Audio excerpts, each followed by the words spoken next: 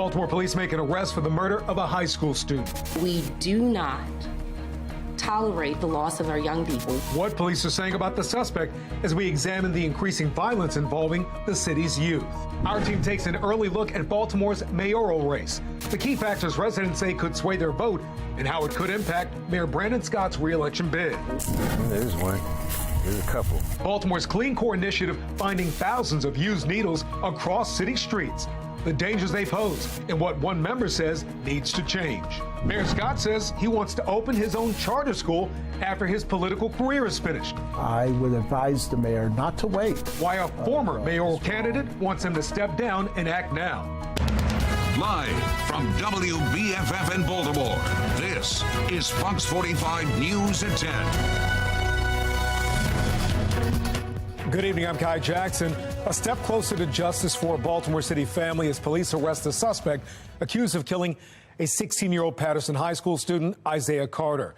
Now, that announcement comes on crossover day in Annapolis. That's the self-imposed deadline for legislation in Annapolis to reach the opposite chamber for a hearing to have a better chance at becoming law. Several bills aimed at stopping the deadly violence have not cleared the crossover hurdle. Mackenzie Frost is a closer look at the future of those bills, why Fox 45's Jeff Abel is looking into how the crime and other big issues will play into the upcoming mayoral race. Our team coverage begins with Keith Daniels. He joins us live with a closer look at today's arrest and the state of juvenile crime. Keith?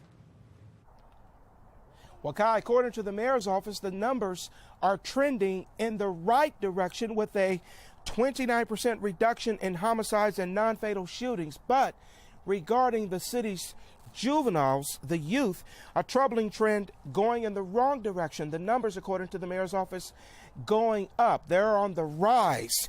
But tonight, an arrest in one of those troubling cases.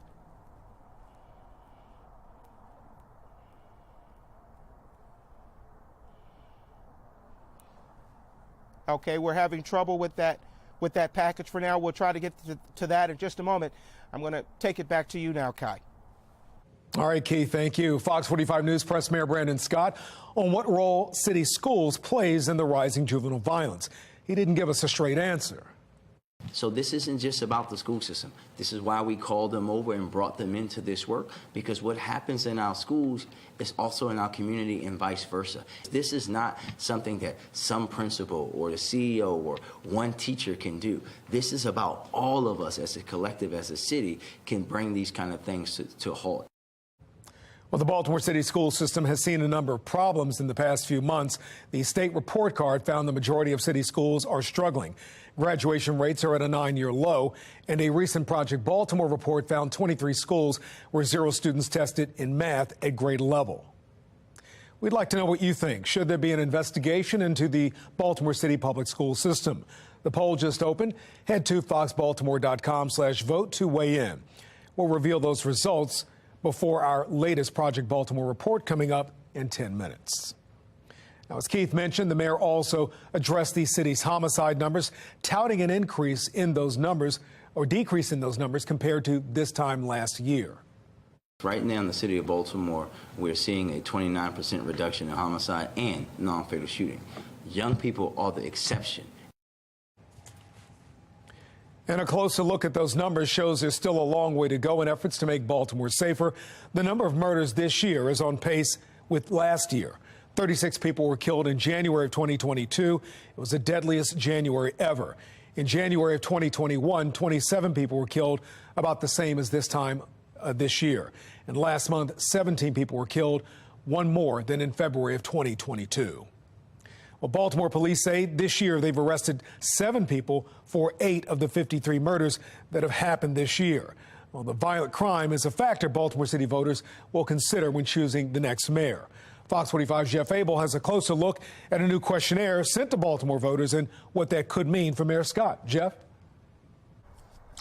You know, the mayor's race is still more than a year away, the election that is, and the list of official candidates is still very short, but the list of possible candidates appears to be growing.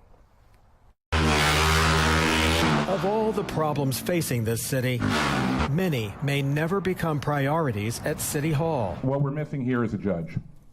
I think we've reached the point where it's clear that We just have to agree to disagree. Recently, Comptroller Bill Henry expressed his frustration over the mayor's conduit deal with BG&E, a deal which raised questions about how the city is being run. So this weekend, many Baltimore voters received a questionnaire asking if city government was working for them. The only politician referenced in each question was Comptroller Bill Henry, which gauged voters' opinions about the city services like trash pickup, road repairs, jobs, violence in schools. The survey also asked voters one glaring question. If the election were held today, who would get your vote for mayor? Among the 6 possible listed candidates was Comptroller Bill Henry. A lot of this is testing the waters to see, okay, do I have a shot at this thing? What do the voters care about that I can focus on issues? Because sometimes that's the smartest thing to do. Political scientist John Deedy believes the poll may not only gauge the sentiments of voters, but may also send a message to city leaders. In many ways, it could send a bat signal to the mayor of like, hey, you got an unhappy person over here who could challenge you. Bill Henry wasn't commenting about the poll today, and he has not announced whether he intends to run for the city's top job. But the list of possible challengers has suddenly grown a little larger. When you have a lot of people talking and thinking about running, it shows that people may think that the mayor is weak politically. Well, Deedy believes the mayor's fate could hinge on the homicide rate and whether any significant reductions can be made before voters go to the polls. We're live tonight. Jeff Abel, Fox 45 News. Tonight, I am proud to announce my candidacy to be the next Baltimore City Council president. Well, the race for City Council president heats up. Yesterday, Councilman Zeke Cohen formally announced he's running. He'll face incumbent Nick Mosby. You can find more on Cohen's announcement on our website, foxbaltimore.com. Well, the self-imposed deadline for legislation in Annapolis to reach the opposite chamber for a hearing has passed. Crossover date comes to an end. Several big pieces of legislation, including some anti-crime efforts and the bill backed by City State's Attorney Ivan Bates, haven't cleared that crossover hurdle. It's unclear what will get done. Fox 45's Mackenzie Frost continues our team coverage.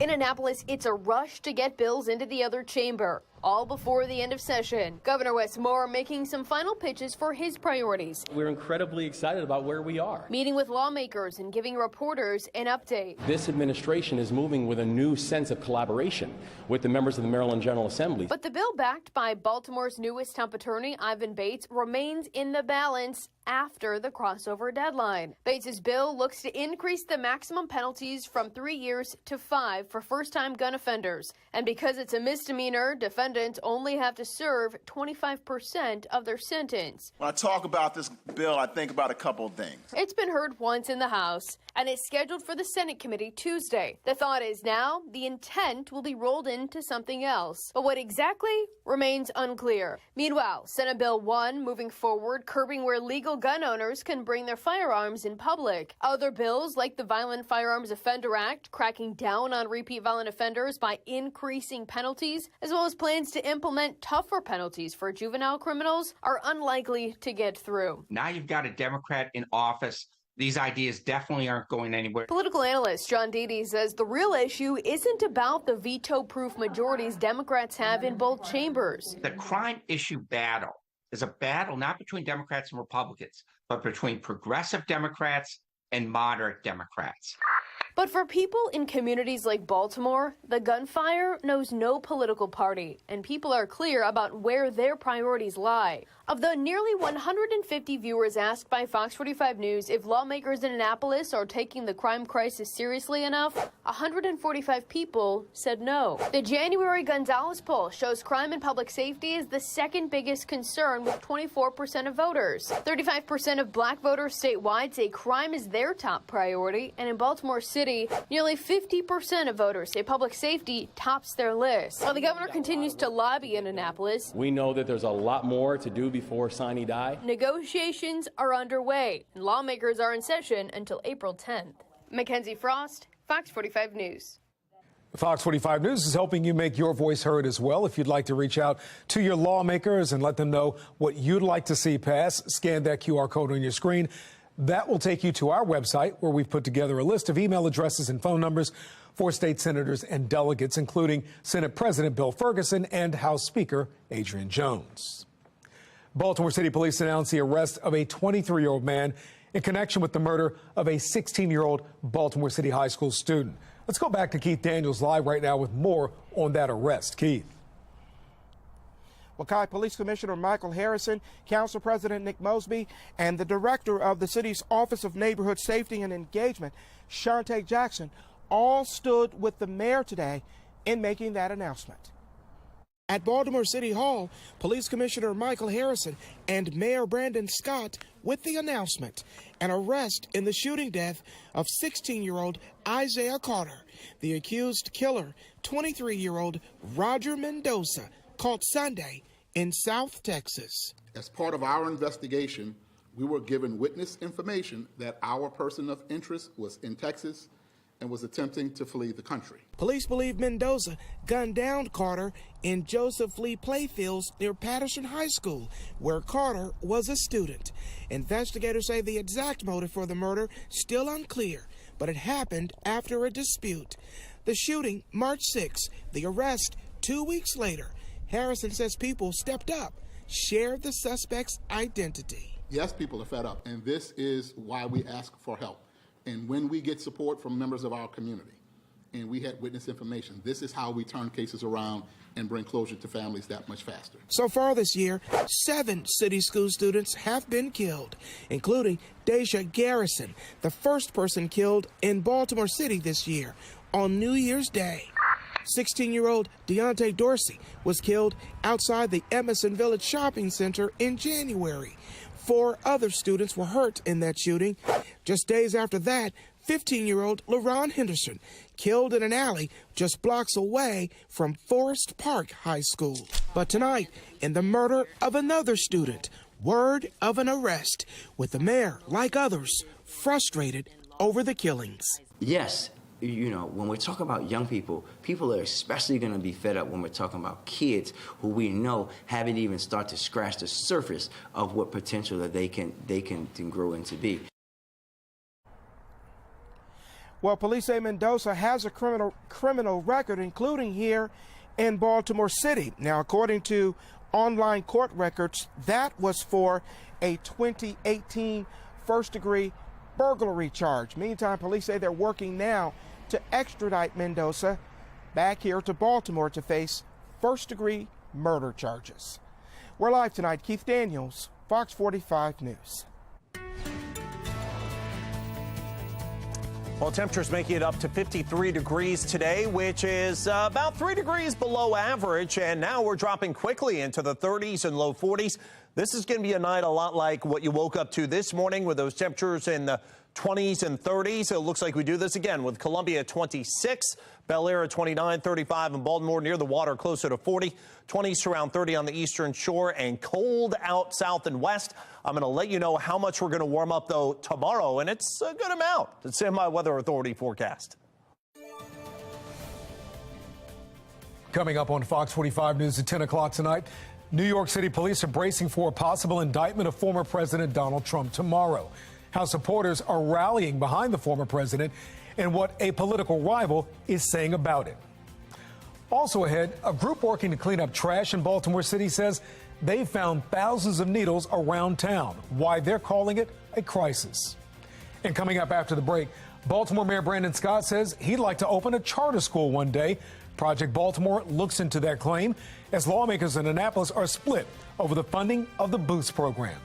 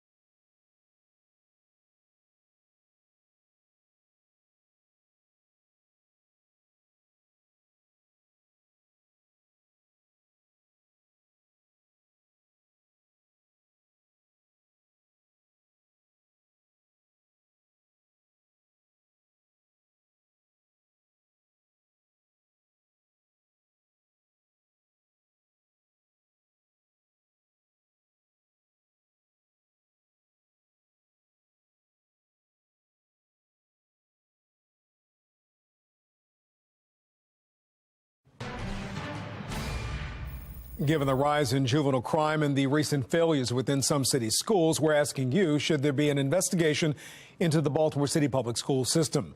So far, 100% of those who voted say yes. It's not too late to make your voice heard. Go to foxbaltimore.com/vote to weigh in. Mayor Brandon Scott says that he'd like to open his own school one day. As Project Baltimore's Chris Papps explains, one former charter school operator says the city can't afford to wait when the mayor could make a difference right now. I am in favor. It's now been nearly 3 weeks. That passes unanimously. Thank you. Since the Baltimore Collegiate School for Boys, a charter school in North Baltimore, was given new life. Let me be very clear. We have to have that kind of school in our system. Prior to the board's vote to renew Boys Collegiate's charter, Mayor Brandon Scott largely remained silent on the issue, even though the vote was heavily covered in local media. I don't often chime in about things related to decisions. But after the board vote, Mayor Scott spoke about it on the C4 and Brian Neiman show on WBAL radio, and he came out strong in support of all boys schools. We cannot operate a school system in the city of Baltimore that does not have a school directly designed for our young boys in Baltimore, and dare I say our young black boys in Baltimore. That's right. The mayor apparently supports all boys schools so much, he wants to open one. Since folks always ask me, when you're done being an elected official, what do you see yourself doing? Quite frankly, running and supporting and operating a school like that one is at the top of the list because it's one of the top needs that our city needs. You ran an all-boys school. I did. Carl Stokes is a former member of the Baltimore City Council who operated 2 all-boys charter schools. And Stokes agrees with the mayor. In a city like Baltimore, all-boys schools are important. Yeah, I saw the benefit. I'm being a little facetious, not being distracted by the opposite sex in school, quite frankly. So I think that single-gender schools can be very good for some students. Stokes' 2 schools, the Bluford Drew Jemison STEM Academy and Banneker Blake Academy, did perform better academically than many traditional city schools. But both were shut down by the district, mostly over issues with financial and operational management. The system, meaning North Avenue and headquarters, does not approve of charter schools. Why? Because I think they're embarrassed that some of these schools are working better than the traditional schools. You know, nothing matters to me more than our young people. Baltimore City funds about 20% of the school system's budget, but Mayor Scott has avoided addressing our questions about educational issues. In February, we emailed the mayor asking who he holds accountable for 23 city schools where not one student last year who took the test scored proficient in math. He didn't reply. In January, we sent an email asking about discrepancies in city schools' police overtime pay and if he thinks there's enough oversight. Again, he didn't reply. In October, when federal test scores showed Baltimore City schools hit a 13-year low, we emailed the mayor asking for an interview.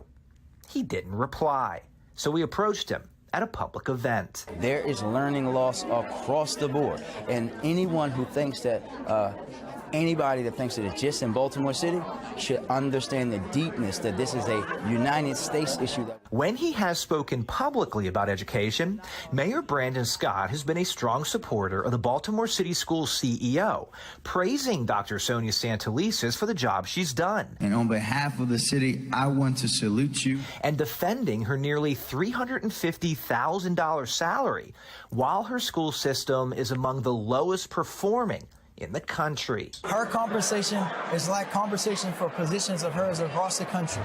But Stokes says if Mayor Scott really wants to make a difference in education and open a charter school for boys, he can't wait until he's no longer in politics.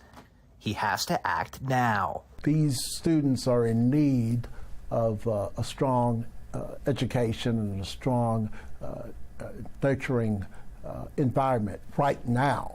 I would advise the mayor not to wait, but to do something right now, to find operators now, or to quit his political ambition and do something much more worthy.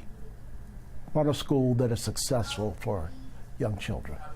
I'm Chris Pabst, and this is Project Baltimore. Lawmakers in Annapolis are split on what to do about the Boost program. It provides scholarships for low-income families to send their children to non-public schools. Governor Wes Moore is calling to phase out the $10 million program. Now, the House's version of the state budget includes the $2 million budget cut that Governor Moore proposes to Boost. But Senate President Bill Ferguson says he thinks the funding should stay. So long as we are fully funding our public schools and doing more than is expected for our public schools, that we should have students in different circumstances should have the opportunity as well. Because Ferguson is the most powerful Democrat in the Senate, he's going to get his Boost funding.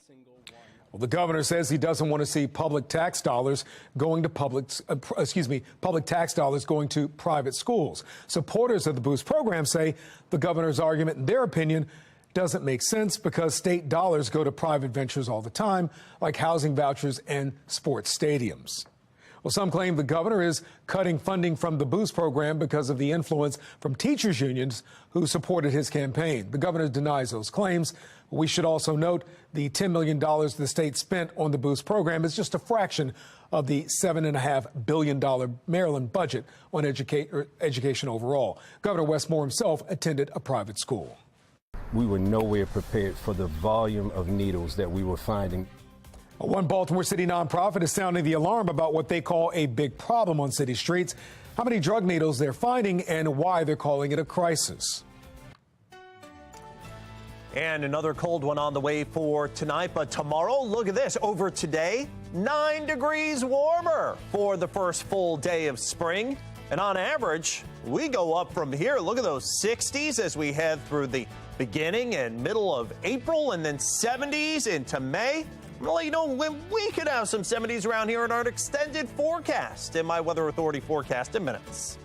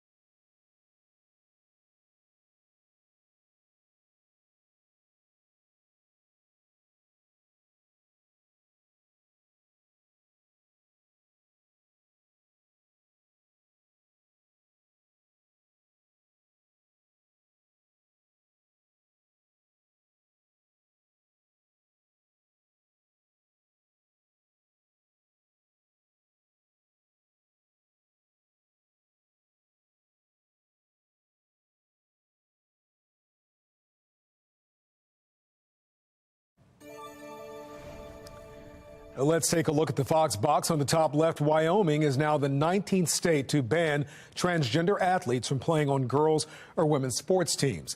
Republican Governor Mark Gordon is allowing the bill to become law, but refuses to put his signature on it. While he says he agrees with the goal of fairness in competitive sports, he's calling the bill discriminatory. Top right, the Boston public school system is drawing attention for a survey asking middle schoolers about their sexual history. The survey included a description of oral sex. Critics say the survey crosses a line. The school system says it's important to talk about, quote, safe and healthy behaviors with students. On the bottom left, an author is urging a Pennsylvania school board to keep certain controversial books in libraries, saying removing them would be government overreach. Parents are challenging nearly 70 books. Some they say have sexually explicit content. It's not clear what action will be taken on the books, if any. And on the bottom right, a Georgia lawmaker is arguing some parents aren't qualified to make school choices for their children. It's in response to a bill that would provide parents of children attending the state's worst performing schools with scholarships to send their children elsewhere. Well, Sinclair Broadcast Group is looking into some of the issues most important to American parents. You can find more stories on our website, foxbaltimore.com, or on crisisintheclassroom.org. An update on the Johns Hopkins University Police Department, a judge's decision on a lawsuit against the private force and what the future holds. Protesters gathering outside of Mar-a-Lago as former President Donald Trump is awaiting a possible arrest. Tonight, Florida's governor is also weighing in on this indictment.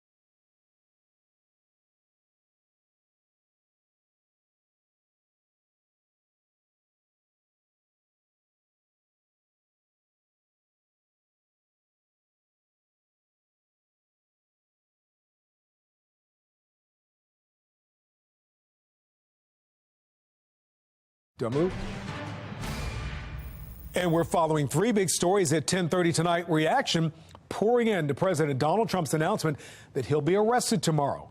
We'll tell you what we know about that claim and how his supporters are rallying in Florida. The state of Maryland will have less money to work with in the future. We'll take a closer look at the decision from Democrats and the concern from Republicans. Fox 45 News is following a group hired to clean up trash in the city, but found streets littered with syringes. One group saying it's collected thousands of drug needles and they're worried for the city. And we begin there. The group is part of the mayor's Clean Core initiative. Fox 45's Rebecca Pryor explains they're calling the alarming number of needles across the city a crisis. If you want to walk in right along the fence, we might find some more. Not might. Working with the city's newly launched Clean Core initiative, Christopher Irvin's nonprofit among those tasked with collecting trash and wiping away waste across West Baltimore. But hidden beneath the piles of debris, there's one.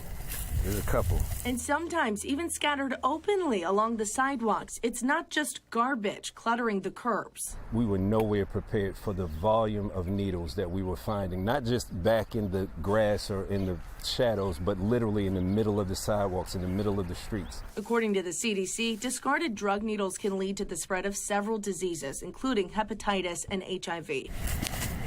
A major concern for Irvin, his crews alone collecting up to 1,000 needles a day. This bin offering just a glimpse of the stockpile of syringes they've gathered over the last month. We've definitely collected thousands. Meanwhile, just blocks away, one of the city's needle exchange mobile units is offering a safe space for used needles to be thrown away. But with limited locations and time slots, Irvin says clearly these efforts aren't enough to solve the surge in syringes strewn throughout the city. There should be some type of secure receptacle, because as a city, we give out needles for safety's sake. There should be a safe way to collect them. So wherever there's a trash can, there should be a receptacle right next to it. Irvin says the receptacles would offer a 24-hour solution, one that's desperately needed in places like these, where even a week following a thorough sweep, you're still guaranteed to find needles littering the streets. We're trying to get Baltimore to a better place. That's Rebecca Pryor reporting. Now, the Clean Core program has faced scrutiny. It will give nearly 15 million American rescue dollars to 6 nonprofits to clean up selected communities. Now, City Council held a hearing on that plan early this month. Several members from the group Cleaning Up Needles, Lazarus Wright, were also there. Now, some of them told Fox 45 News they were on the clock and being paid to attend that hearing. City Councilman Yitchi Schleifer says he feels that money would be better spent elsewhere, for instance, on the Department of Public Works. Some of these employees are being paid to attend city council hearings. This is not a political position to be an employee of Clean Core. Why one of the organizations decided to bring in, I think, 30 people for hours on the clock is mind-boggling. Mayor Brandon Scott says the Department of Public Works has all the funding it needs. Councilman Schleifer says there will be more hearings into the Clean Core program, but it's not clear when they'll happen. A circuit judge dismisses a lawsuit that would have struck down the memorandum of understanding between the police department and Johns Hopkins University Police Department. The lawsuit argues that the MOU is invalid for a number of reasons, including errors and conflicts with state law. The university started work to establish a private police force last year. It was met with lots of pushback from people who say they don't want to see more private police in Baltimore. The MOU was signed in December. Supporters say the private force will make the campus safer and the city safer. They point to many other schools with private police forces, including Morgan State. The group that filed the lawsuit says they plan to appeal. The Baltimore City Fire Department has identified 3 children killed and the 2 adults hurt in a house fire this weekend. 2-year-old Cash Lawson, 1-year-old Nasir Lawson, and 7-year-old Sky Blue all died in the Brighton Street fire early Saturday morning. 50-year-old Jermaine Lawson is in the hospital, and 53-year-old Joanne Falcon has been released. The cause is under investigation. The state of Maryland will have less money to work with than expected in the future. Early this month, the Board of Revenue Estimates voted to decrease Maryland's revenue projection. It follows Governor Wes Moore's budget making its way through Annapolis. Fox 45's Olivia Dance has a look at what it means. In the future, Maryland is going to have less money to spend. Our meets quarterly, and at every quarter we look at our economy, how it's working, revenues that we see coming in, and we adjust our revenue estimates, and that's what we base our budget on. State Comptroller Brooke Learman says at their most recent quarterly meeting, the budget revenue estimates were reduced. Based on the advice and recommendations of the committee, we reduced our budget revenue estimates by about $400 million for the next fiscal year. The changes in revenue projections are critical because money drives lawmakers' decisions. We need to be very prudent and fiscally responsible in passing budgets and in spending money. And so we have to be frugal. We also have to provide certain services. And as Governor Westmore's budget makes its way through Annapolis, Republican lawmakers worry the state needs to cut back spending. The message is to lawmakers, tighten your belts and stop spending money. The governor's over $63 billion 2024 budget includes investments in education, transportation, and public safety reform. I'm really excited to see the budget process unfold. The General Assembly and the governor, I know, have been working very closely to make sure that we're passing a fiscally prudent and socially responsible budget, and with money to spare in our rainy day fund. Well, Comptroller Learman is defending the governor's budget and isn't worried about tax increases. Some Republican lawmakers have concerns. I think I and my fellow Republicans are very concerned about the future budgets in Maryland right now because of all the money that the federal government that Joe Biden sent to the states. The budget is okay, but we are poised to see many tax increases in future years. Delegate Kathy Shalega of Baltimore County and Susan McComas of Harford County fear if the state spends money on everything Governor Moore is proposing, then taxpayers will feel it most. I think we do need to start saving money, and we need to, unfortunately, there's a lot of capital projects that everybody's interested in, but we may have to, go back on those. I do think, though, that Kerwin is going to cost us a tremendous amount of money. Reporting in Annapolis, I'm Olivia Dance, Fox 45 News. There's bipartisan support in both the House and Senate to move forward with bills repealing the Maryland 529 board and giving control of the College Savings Fund to the Office of the State Treasurer. Now, the bills in the Senate and House did not make the crossover day deadline, but lawmakers say it won't stop them from passing that legislation. A hearing for the House version of the bill is set for tomorrow afternoon. Maryland is one of many states working to legalize recreational marijuana. State lawmakers are poised to pass the framework for legalization that would take effect July 1st. At the same time, many states are cracking down on opioids. More than a dozen states are pushing for harsher penalties for possessing fentanyl. In Maryland, one bill would increase the penalty for possessing and distributing fentanyl from 10 years to 20 years. That bill is still in committee. In the Senate, another bill would require hospitals to test all overdose patients for the drug. That bill passed in the House and is now in the Senate. New York police are preparing for a possible indictment of former President Donald Trump, which could come as early as tomorrow. Over the weekend, the former president posted on his social media site, Truth Social, that he would be arrested Tuesday. His attorney says he will surrender if the Manhattan DA decides to press charges. The case surrounds an alleged hush money payment during the 2016 presidential election made to adult film star Stormy Daniels. The former president denies any wrongdoing. Demonstrators have been gathering near Mar-a-Lago since Trump announced his possible arrest. As Victoria De Cardenas from our Sinclair sister station in West Palm Beach reports, the potential indictment is not the only thing getting attention of his supporters, but also Florida Governor Ron DeSantis. For the last 2 days, people have been gathering outside of Mar-a-Lago after the former president told his supporters to, quote, take our nation back. Donald Trump has been taking jabs at Manhattan's District Attorney Alvin Bragg, and now Florida's Governor Ron DeSantis is joining in. Just outside of Mar-a-Lago, protesters gathering to show their support for former President Donald Trump as he faces possible indictment and arrest. We're supporting our president. We stand with Trump because he's the only one standing for us. The Manhattan District Attorney is investigating alleged hush money payments made to adult film star Stormy Daniels on Trump's behalf prior to the 2016 election. Trump telling his supporters on his social media app Truth Social that DA Alvin Bragg once said there was no case against him, but now he's pushed to prosecute.